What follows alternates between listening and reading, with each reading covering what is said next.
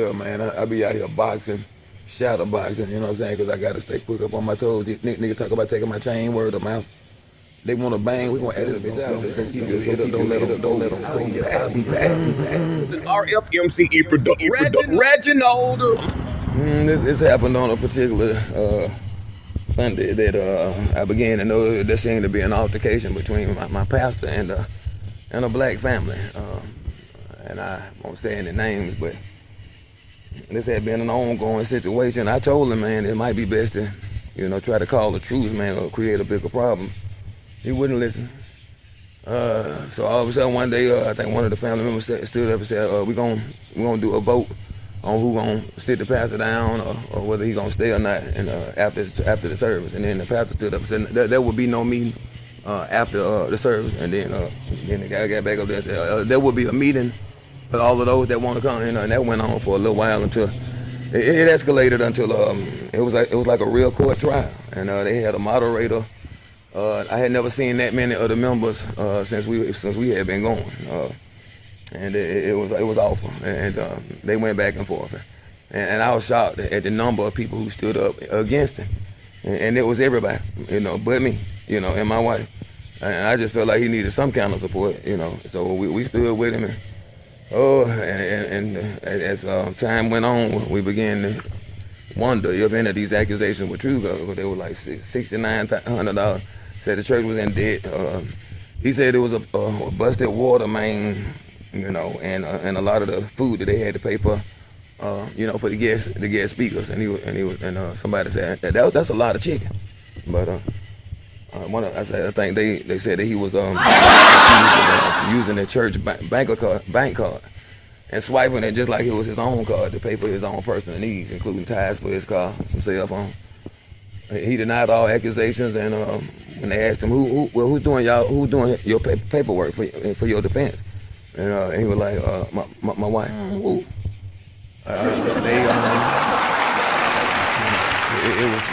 It wasn't looking good, especially when the church secretary said that he had gave himself a raise and put his uncle on the payroll,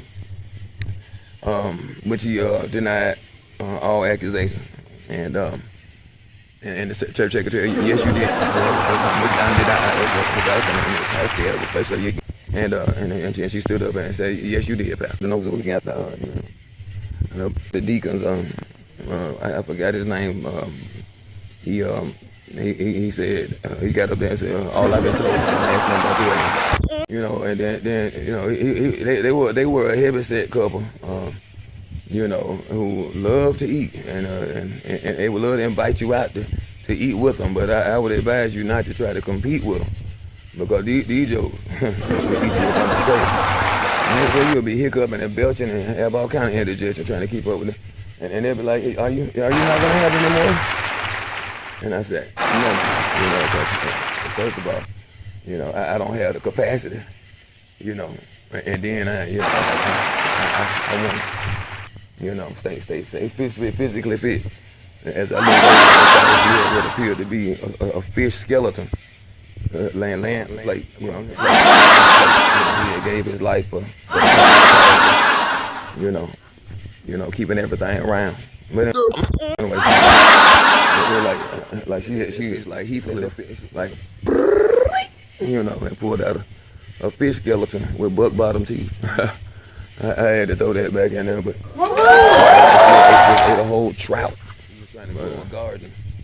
But and say he tried to work. He said he saw a little sprout come up, and he said he was so proud of the other little sprout, and he nurtured it and cared for it and took care of that. And say it finally came out to be a squash, and they said it was a beautiful squash, and he was so happy. And he had eating books to it and all kinds of stuff.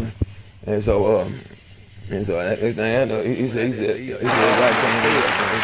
It's squash. He didn't know what had happened to it. He come around there, wife was picking her teeth, talking about, your little squash was good. I remember, they was, and I'm talking about, she had a rump, boy, that you could sit a cup on, and she'll probably walk a little ways before it actually fall off. But it was a very rare, buttocks. And I'm talking about when she walked, that joke would be It's rumbling. But before he left, they said him and his wife was in there tearing up the office. So imagine two big people in there with big rumps, rumping and tearing the office up. But taking pictures off, snatching pictures off the wall. Big rumping. But you know, and they were off, and they were gone. And I never saw him again. But you better make sure you got enough for yourself if you ever serve anything. But he was always but he would always tell you how much weight he lost and how much weight he gained every Sunday, and he would always end up right back in the middle. It was like, well, sad news that let y'all know that there's been a 10-pound loss. Gain. And then the next Sunday it'll be like, well, it's been a 10-pound loss. Everybody clap. So it always kept you hoping for something. And it was actually at that church that I was going through the pews behind the lady. We had just had a big dinner, and then there was gonna be another service afterwards. But boy, I'm talking about that was the first time I ever heard somebody innocent looking, fart so loud that you would have thought it was me, and it looked like it was me because it sounded like the fart of a man. Whoa! Like it took her a minute to catch it, to put the brakes back on, and then she kind of hopped with it. And then so it automatically she looked back at me, like please, in her eyes she was like, please be the man that sounded like it came from, and just for my sake, because I'm embarrassed, and I said she must have had the peach cobbler. I went on and took it. I took it like a man, but I felt disrespected. I felt I had to take somebody else's embarrassment because they didn't have the strength of will or something gave way. And that could be for medical reasons. So that's why I just let it go. Plus she was very, very elderly. But you wouldn't have thought so. You closed your eyes. How you gonna tell me who not the screw? Like when my pastor told me, he was I said, I'm leaving this church, and you need to start preaching on adultery. That nigga was like Jackie Gleason, boy, when he swole up with so much anger, he said, how you gonna tell me what to preach? When folks get mad at me, they be want to take my head off my shoulder, do you hear me? Like, finally I get a chance. And it's gonna take the paramedics to help them stop doing whatever they trying to do. Like the Chinese man was holding me down. Man, didn't I tell you my knee was out the socket, you wide back Eskimo? Like you fish out of a river that's frozen across the top and through a small hole. And somehow, some kind of way, he pull up a fish. He tell me how he did. But he the first thing on a Klondike Broncos and that bit. They probably want some popsicle soup. Instead, you got popsicle soup? Just thawed out yesterday. Was riding the back of a woolly mammoth in a cave. Looking exactly the same with a bowl cut. Like the dish that they cut his hair with had been passed down through the generation.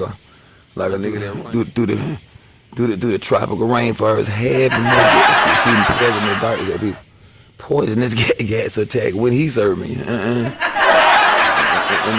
And then like I just can't get with the hairdo. I might blend in real well with them once I lose a little bit more weight with these little bit slugger bats called legs. I love them. They're wonderful.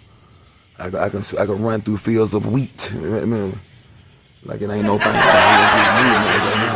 And getting your weight back and eating a bottle of banana powder, out of the uniform. Because if you looked into his eyes, you'll see what looks like the appearance of a high face, light skinned nigga hiding in the shadows of the mask behind Mr. Peanut. Mm-hmm.